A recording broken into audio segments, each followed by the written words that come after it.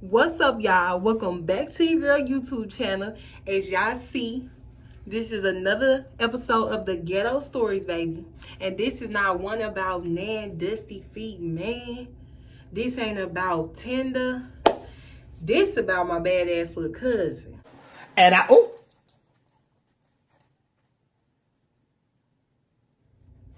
Okay, so boom, y'all, we gonna hop straight into the video. So this probably took place in probably like 2000, I want to say 18, I want to say 17 or 18. Yeah, 17 to 18. This was Mother's Day. So this was our first Mother's Day without my grandma. So, you know, we just having a good little time in my granny house, cooking. Everybody got their little t-shirts on. It's Mother's Day. The mother's sitting outside. Everybody kicking and kicking it. I'm gonna enter in the video of how we was having us a good old time. Okay, we got Dan the man on the grill. Yeah. You did all this yourself, huh? yes, ma'am. Yes, ma'am. It looks good. Yeah. Daddy. Oh yeah, we got this, Daddy. Why you ain't got your shirt on? Look at Michael Jordan crossing them up. Yeah, Michael Jordan with the plaid pants on. Yeah. You know my daddy was on the grill today. Okay. So we was just having us a good old time. We just chilling. So everybody got a little cousin named Mammy. And he bad as hell, right? So my little cousin Mammy and child. Okay, so boom. Okay, so the kids, my granny got this park like right across the street, right? So usually like if the kids too little, an older person got to go with them, you know what I'm saying? But like if it's a lot of them together, they could probably just go together. You know, the old people sitting outside, they can look right across the street at the park and see what's going on. So they all playing outside. All of the teenagers and like young adults or whatever, we all sitting inside the house, right?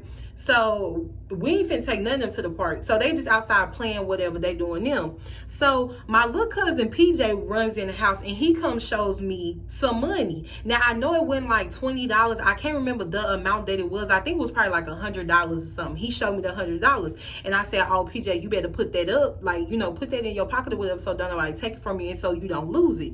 So he put it in his pocket. He runs back outside. So I'm thinking nothing of it. So usually like when my little like when we having the cookout or something at my granny house, the neighbor kids will come outside too and play with my little cousins and stuff.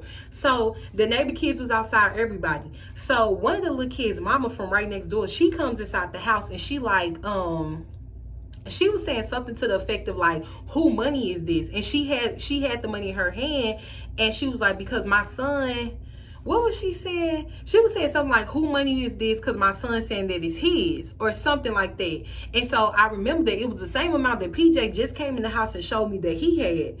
So I instantly thought, we was all sitting in the house because we was confused and we was just like, well, we don't know who money it is. But then that came into my brain. So then as soon as she went outside, she was like, okay, well, I'm going to ask them. So then she went outside, she went to ask them and I hurried up and got up because I'm like, I don't want her claiming this money and it's really my little cousin money.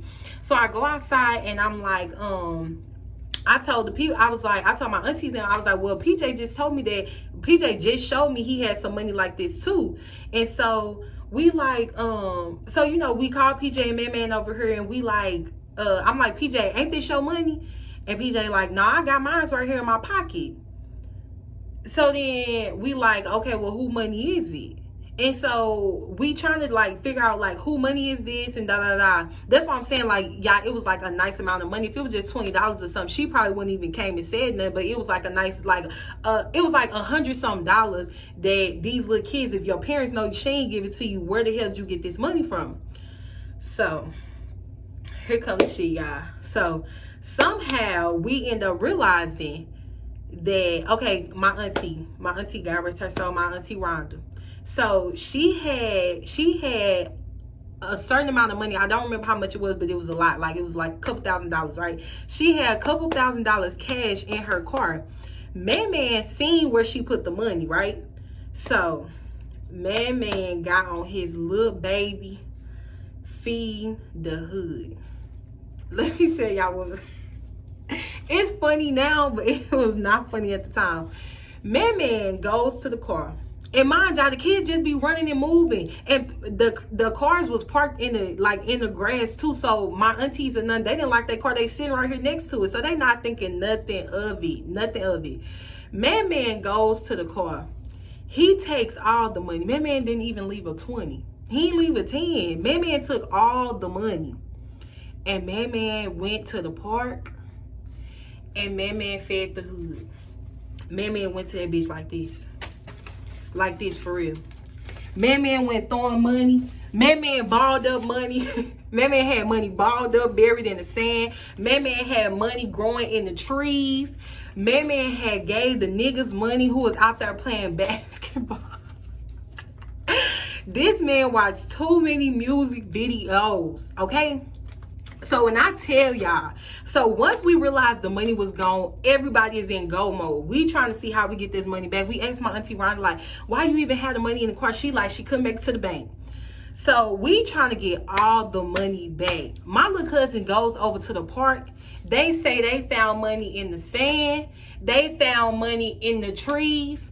Like, man had buried money. Man had gave. And it's like teenage niggas over here. So if a little kid walk up to you talking about her with $100, they not finna, like, deny it. They finna take it. So, girl, and, like, my family in Mississippi, they stay in a small town. So, it's, like, a one high school type-ass town. So, like, you know it's small. So, it's, like, everybody knows everybody. Everybody know each other by first and last name. Like, you know what I'm saying? So a lot of people at the park, my family knew who they was. So like we was going over there like trying to see like, did he give you this amount of money? Of course, a lot of them probably wasn't giving us the right amount back. Someone was giving it back. And then someone was like, dang, we was wondering like how he have all this money. Girl, my little cousin fed the hood that day, baby. It was sick. But, you know, so we gathering a lot of the money back. We picking up money. Folks come with money. All of the neighbor little kids who that lady, she thought only one of her children had money.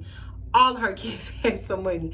All of her kids had money, but thank God she was so nice and she gave it all back, child. So we was collecting the money. My auntie, she just crying, girl. She crying so bad because she like, what the world?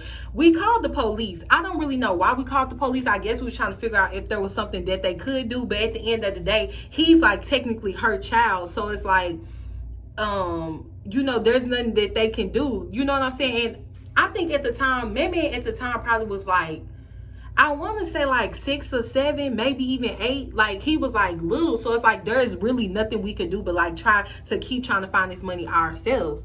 So we call the police.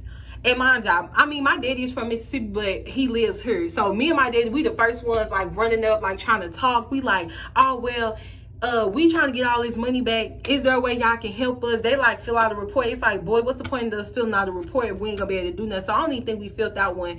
But so the police came, whatever, you know, he just shook my little cousin up a little bit like, hey, you can't be taking nobody money like this. You can't be doing stuff like this. Best believe man got that ass handed to him a couple times because everybody was 38 hot about it because we just couldn't believe that this man really did this. And the fact that he didn't even leave nothing, the fact he took all of it, then he giving it out.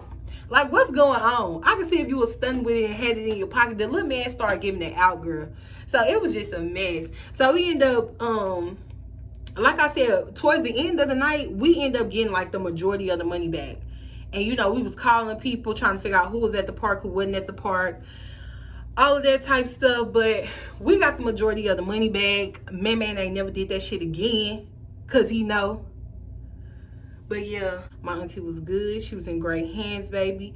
I bet she went to the bank the next day and put her little money in the bank, child. And that was that. And we still love man to this day. Not for real though, yeah. So it was all good in the hood. So yeah, y'all, that was another short one. I just had to tell y'all that story because I forgot all about it and I just thought it was hilarious. Never make a splurge.